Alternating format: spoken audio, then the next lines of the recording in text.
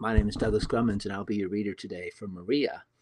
Maria is a old friend of my life, an old person in my life. I think we've spent many times and many lives together in many relationships and sailing the waters as we go. Anyway, so Maria, hi, this is Dougie, your ex here. I gave the reading I set up for you is the Flying Bird. It's this one right here, and the Flying Bird is kind of special. It's a really good one for just a general reading. If you didn't have any questions, and of course this time you didn't have any questions, you just kind of thought it'd be kind of cool to have a reading just to see what the cards say. Now, what I did was I split the cards, I shuffled them, and then I counted out to the day of your birthday and set those cards aside, and then laid the deck out from there. So um, I tried giving you a call, but I guess you were maybe out with mom or something. But anyway, the first card is called the Here and Now, the Liftoff card. And this layout is designed in the shape of a bird taking flight. The cards chosen and placed in the left wing symbolize and indicate to us something about your feminine, your receptive energies in the moment, while the right wing symbolizes your male active energies. The first card picked is the initiator of the flight, hence stems from the masculine side. Each succeeding card responds to the previous one and lifts the bird higher and allowing the questioner to move into greater clarity and inner spaciousness. So your first card is Clinging to the Past. I didn't stack this deck. I swear that's what the card that came up here. So let's see what Osho says about this card. And it is a woman hiding behind, or she's got like a square box on her head. So maybe a bunch of memories or whatever's mixed up in that box there. So you can see that. Um, I'll read the commentary first. It says the commentary says the figure pictured in this card is so preoccupied with clutching her box of memories that she has turned her back on the sparkling champagne glass of blessings available to here and now. Her nostalgia for the past really makes her a blockhead and a beggar besides. As we can see from her patched and ragged clothes, she needn't be a beggar, of course, but she is not available to taste the pleasures that offer themselves in the present. It is time to face up to the fact that the past is gone, and any effort to repeat it is sure to go and stay stuck in old blueprints that you would already have outgrown if you hadn't been so busy clinging to what you have already been through. Take a deep breath, put the box down, tie it up in a pretty ribbon if you must, and bid it a fond and reverent farewell. Life is passing you by, and you're in danger of becoming an old fossil before your time. That's pretty crazy. I'm not seeing this saying that putting this card out here to be spiteful or anything. That's just coincidence that it showed up. Anyway, the card meaning, Osho says this about the card's meaning. These tenses, the past, present, and future, are not the tenses of time. They're tenses of the mind. That which is no longer before the mind becomes the past, and that which is before the mind is the present. And that which is going to be before the mind is the future. The past is what is no longer before you. The future is what is not yet before you. And the present is that which is before you and is slipping through your sight. Soon it'll be the past. If you don't cling to the past, because clinging to the past is absolute stupidity, it is no longer there. So you're crying for spilled milk. What is gone is gone. And don't cling to the present because that is also going and soon to be the past. Don't cling to the future, hopes, imaginations, plans for tomorrow, because tomorrow will become today and will become yesterday. Everything is going to become yesterday, and everything is going out of your hands. Clinging will simply create misery, and you have to let it go. That's crazy. Okay, so that's your liftoff card. Number 2 is the resistance card, your fear of flying. We'll see what this one says. Courage. And it's just a little plant making its way up through the rocks and flowering, and it's got a little glow around it. But that's the strength of courage, I guess. So let's see what that is. A major arcana card. Let's see. And is VIII, page 18.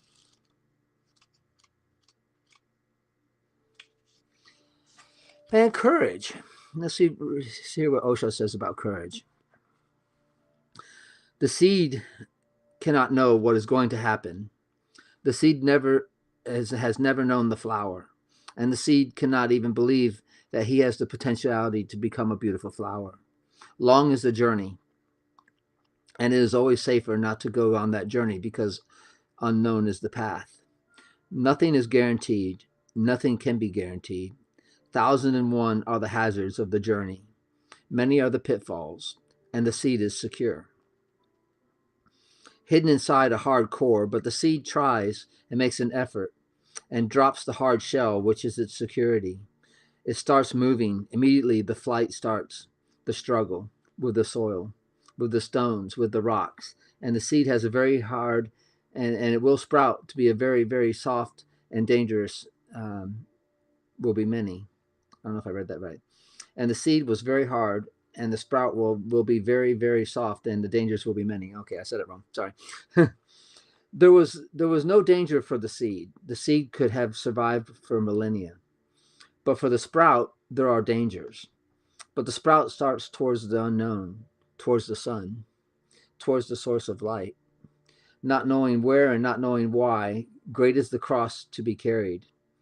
But a dream possesses the seed, and the seed moves. The same is the path for man. It is arduous, and much courage will be needed. That's pretty cool.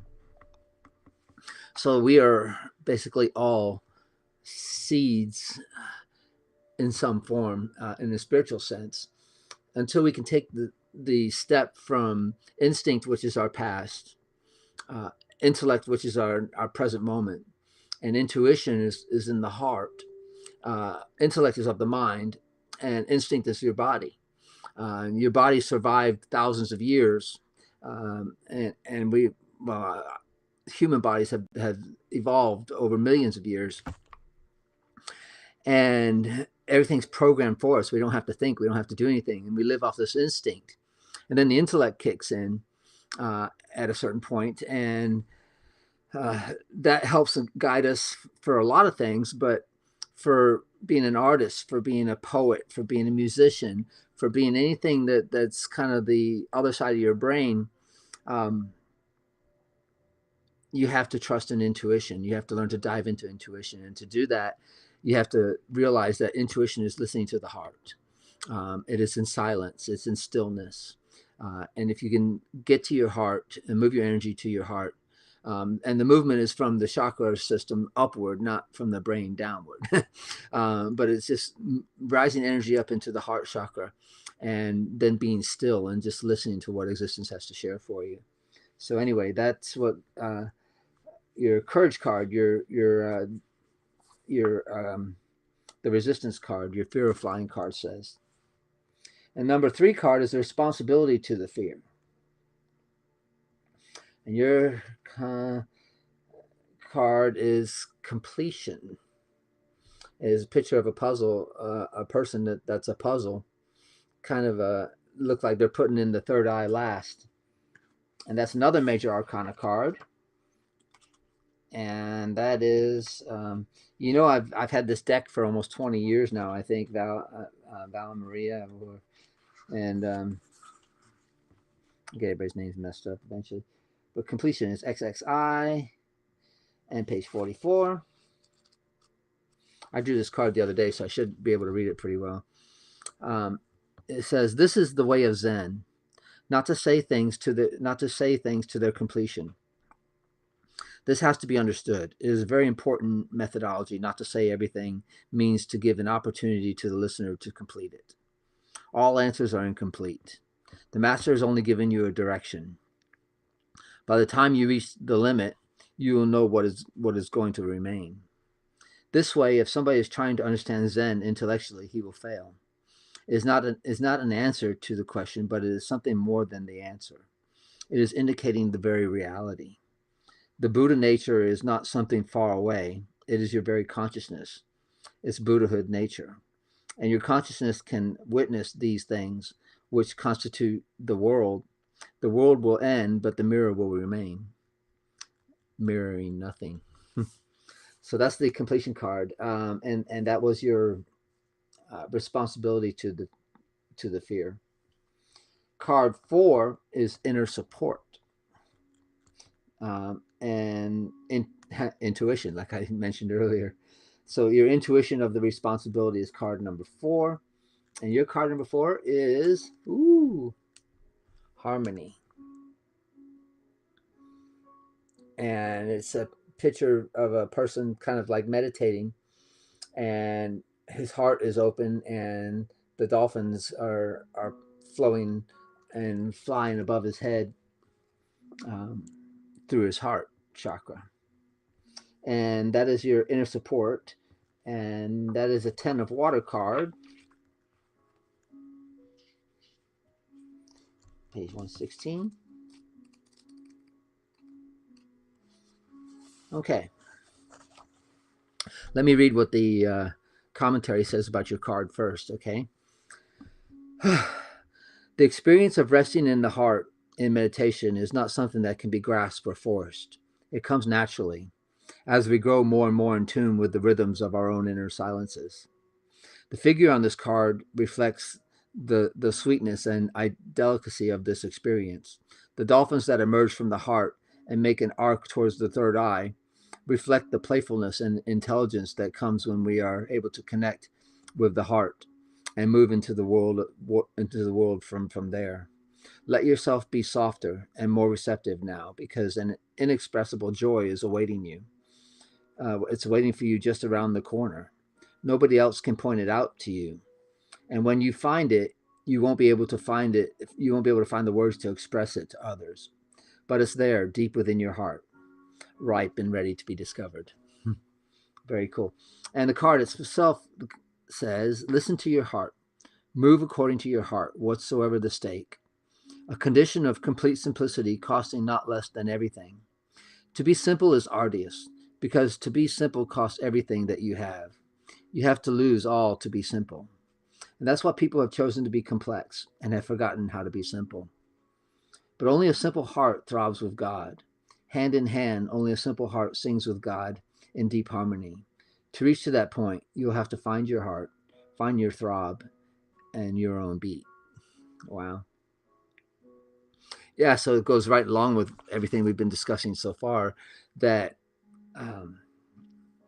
this harmony really comes when you start, like I know you've been painting for years now, and I taught you a long time ago how to um, embrace uh, the moment and push yourself into the future, but and make the painting kind of like without using the intellect, without trust. The intellect, you can step back and say, okay, this, that, yeah, and technique, yeah. But the flow of the painting, the harmony of the painting, shows through when you get in touch with that. With intuition, and intuition will guide you through the strokes and lead you down this path, and it's all done through your heart. So anyway, that was kind of beautiful. So the next card, the 5th card, is the external support, intelligent action responding to the intuition. And it's interesting that your feminine side had a female with dolphins and a flower, and your masculine side has had a person with a box over their head and a male. Just interesting how this kind of lays out, because that's this card here. Your 5th card is your masculine card, the external support, the intelligent action responding to the intuition, and that is consciousness. Ooh, ah. um, it shows a Buddha with stars inside of him. He's above the stars, and his third eye is open. So that's your masculine card, another male side, for external support, responding to the intuition. So let's read what that says. That is a cloud card. And it's page 138, 137, 138. Okay, so you follow me so far? Osho says this about consciousness. We come from the unknown and we go on moving into the unknown. We will come again, and we have been here thousands of times. And we will be here thousands of times more. Our essential being is immortal, but our body, our embodiment, is mortal. Our frame in which we are, our houses, our body, our mind, our frame in which we are, our houses, the body, the mind, they are made of material things, and they will get tired, and they will get old, and they will die. But your consciousness, for which Bodhidharma used the word no mind, Gautama Buddha has also used the word no mind, is something beyond the body, something beyond everything. That no mind is eternal. It comes into expression and it goes again into the unknown. And this moment, from the unknown to the known, and from the known to the unknown, continues for eternity. Unless somebody becomes enlightened, then that is his last life. Then this flower will not come back again. This flower has become aware of itself and need not come back to life because it is nothing but a school for which to learn. He has learned the lesson, but he is now beyond delusions. He will move from the known for the first time, not into the unknown, but into the unknowable.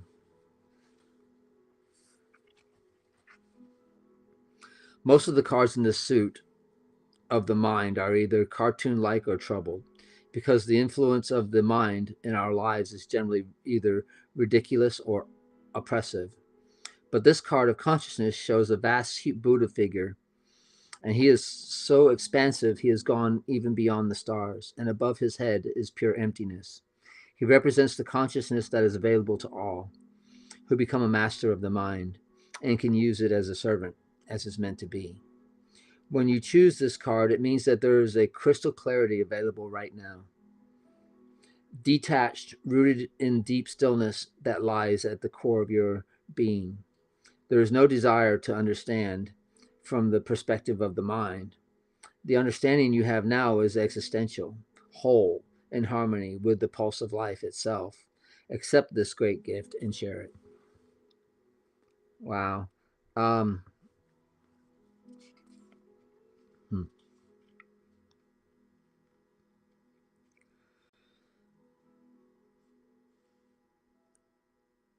Osho, Buddha, many people have said this, that there are three categories there to life. Basically, there are three categories, and the first category is the known. That's which is knowable, and the second category science has is the unknown. And science keeps trying to move forward and make more known what's not known. And to science, that's the only two categories there are. But the mystic has another category, and that is the unknowable. It is the mystery of life, the mystery that prevails everything, that some things we just have to admit we're never going to know. And you dive into the unknowable using your intuition. You dive into the unknown, and that is a leap, you could say, because instinct is on one shore, intellect is the bridge, and intuition is the other shore. And you can make the leap from the bridge. You can't make the leap from instinct, even though instinct and intuition do work hand in hand to each other. Instinct you don't have to think about, but intuition, you don't think about it either. It just comes to you like out of the blue. It is magical. It's this experience thing. Do you remember me telling you that story? You could probably remember this. It's just one example. I read those books on surfing the Himalayas and by Frederick Lenz. I read both of his books, and just something about what he said about what enlightenment was just didn't settle for me. And I didn't know at that time what enlightenment was or why it would be unsettling to me. But I just felt what he said just didn't sound right. So I meditated on it back in Virginia Beach, and the word Maxwell came up to me out of the blue, just randomly. I was in deep meditation, no thought. Then, bam, Maxwell. So anyway, about a week later, I went to the Edgar Casey library, and I looked up Frederick Lenz in the library to see if he had any other books, or to figure out what this puzzle was, that why I didn't feel right about Frederick Lenz. And sure enough, I in the card file, I pull up Frederick Lenz's book, another book that wasn't popular, but it didn't make it to the charts, and it was about reincarnation. Um, and if he knew things about reincarnation before what he wrote in these books, then everything in the books was a lie. Um, and guess what? The book on reincarnation was co-authored with a guy named Maxwell. So these intuitions can come to you in life and help guide you, um, and help you develop and become this spectacular human being. Not that you're not already spectacular, but there's always room for growth and more beauty and more love and more sharing. Okay, so that was the fifth card. The sixth card is the relaxation and acceptance. We're flying higher and higher. So, and um, I guess this goes and say in tune with our age. It's called slowing down, and it's a turtle, and he's making his way along the path between a tree and a rock, and just making his way. Um, let's read what that is. That is a rainbow cloud.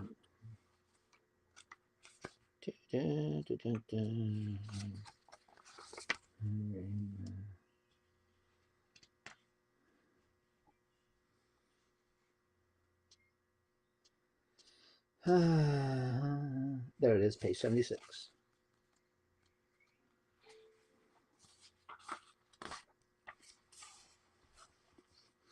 Okay, let's read what Osho says about slowing down. Meditation is a kind of medicine. Its use is only for the time being. Once you have learned the quality, then you do not need any particular meditation. Then the meditation has to be spread all over your life.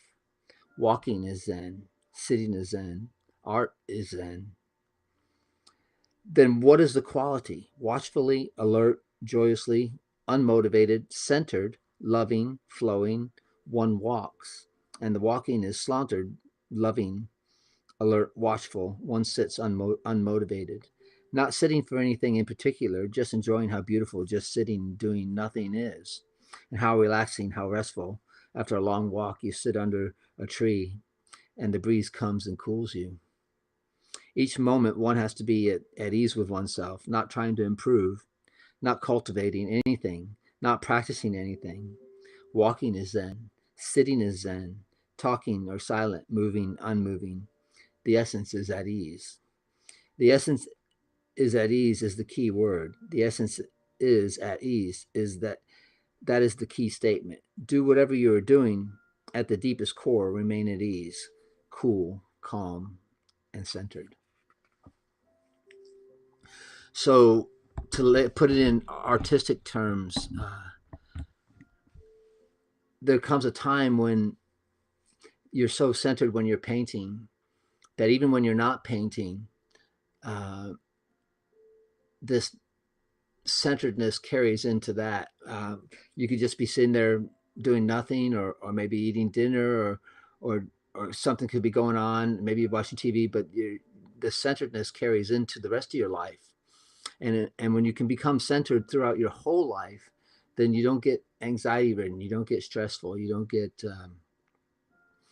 carried down into the lower aspects of life. You rise yourself up above the negativity in the world, and it comes from being at ease, cool, calm, and centered. Okay, so your last card is the arrival at the new level of awareness. Oh, that's you calling. Hold on. I'm going to answer it. This is funny. Hey, Maria. Yeah, I'm giving you your reading right now, so it's going to be ready. I'm pulling the last card right now. Hold on, I'll tell you what. I'm going to put you on speaker. Okay, hold on. Uh-oh.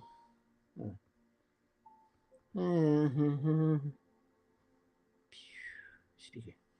Hey, Maria. Hold on. Let me turn it up. It's not loud. Oh yeah, it was down low. Okay, can you hear me?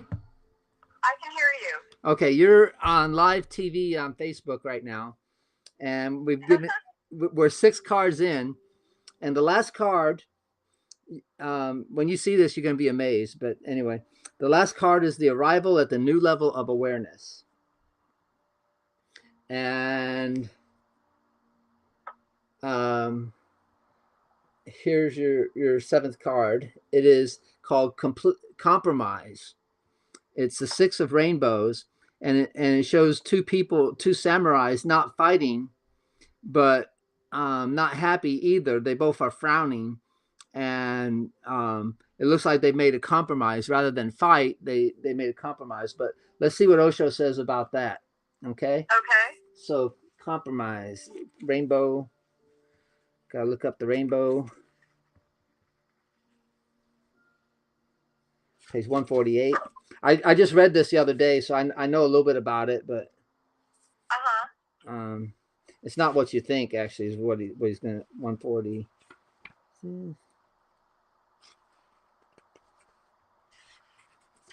Here it is. Okay, I'm gonna read the commentary first, and then I'll read what the card says. Okay. All right. The commentary is on about what the picture on the card. It says, in the courts of ancient Japan, the male attendants were often selected from the ranks of petty criminals who were castrated because of their intimate familiarity with the activities of the court. They were often at the center of the political and social intrigues of exercised a great deal of power behind the scenes. The two figures on this card remind us of the sleazy and conspiratorial situations we can get into when we compromise on our own truth. It is one thing to meet another halfway, to understand a point of view different from your own, and work towards a harmony of the opposing forces. It is quite another to cave in and betray your own truth. If we look deeply into it, we usually find that we are trying to gain something, whether it is power or the approval of others. If you are tempted, beware. The rewards of this kind of compromise always leave to bitter taste in the mouth. Woo! Wow. Okay, so, and then the meaning of the card says, don't be clever. The meaning of compromise, you should say, don't be clever. Otherwise, you will remain in the same. You will not change. Half techniques on the path of love and half techniques on the path of meditation will create much confusion in you, and they will not help. But to ask for help is against the ego, so you try to compromise. And this compromise will be more dangerous. It will confuse you more because made out of confusion, it will create more confusion. So try to understand why you hanker for compromise.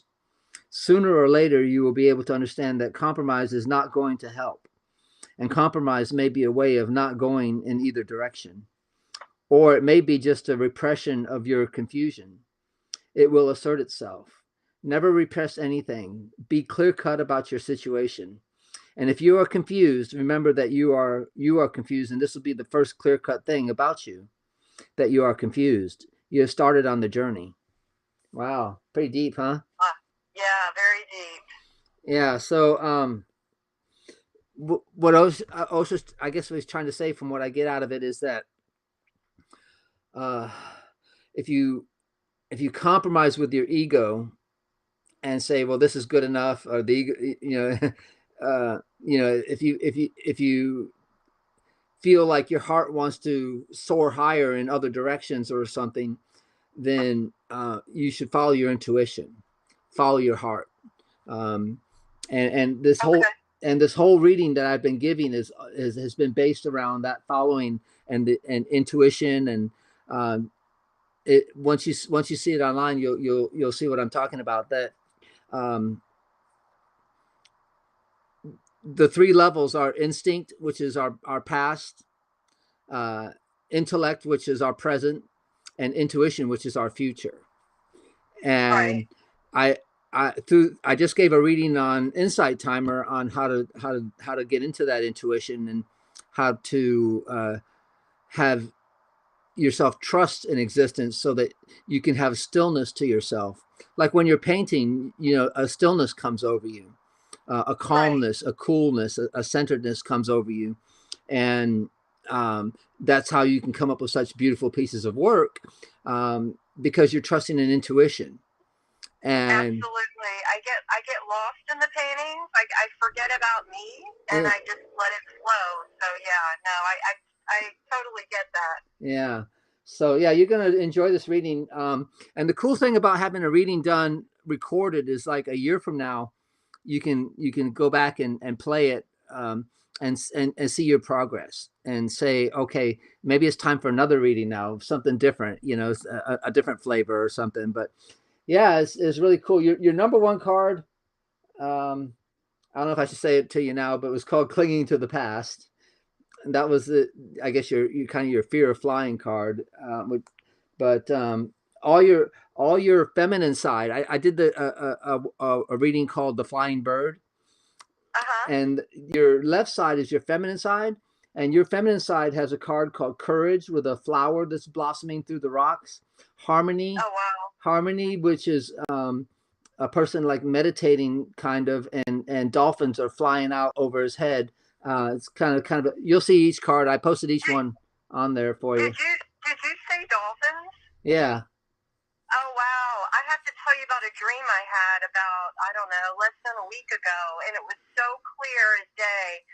And it was so beautiful. When I woke up, I was nearly in tears. But in my dream, yeah, I rode a dolphin. I was on its back, and it took me out. It was so beautiful and so real. I didn't want it to end. And I was on this dolphin's back, and he just took me for this beautiful ride through the crystal clear blue waters. Wow. Yeah, it was amazing. So very interesting that you mentioned dolphins. Yeah, definitely.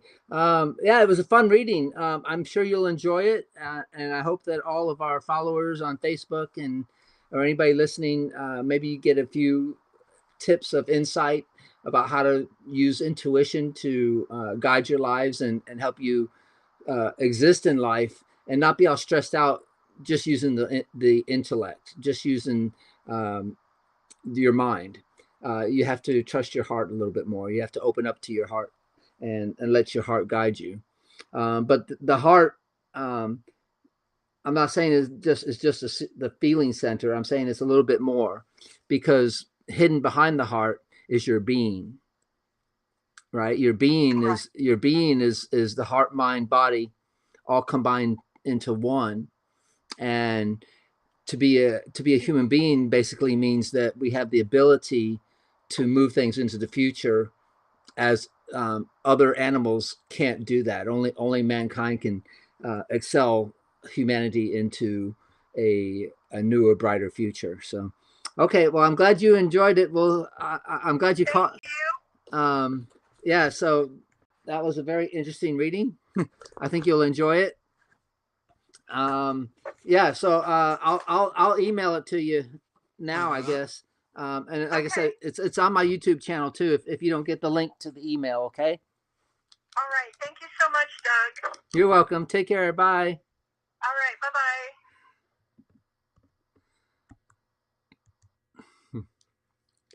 Well, anyway, that was Maria. She called in during her reading, so that's cool. I tried to get her before the reading, but she didn't answer the phone.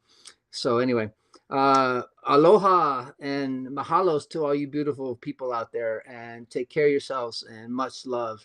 And if you want a reading, check me out on Facebook, and just give me a message, direct message me, or private message me, or whatever you call it, and would love to sit down and share some insight to help you grow as a human, as a spiritual being, and as a godly being. Anyway, take care of yourselves. Bye-bye then.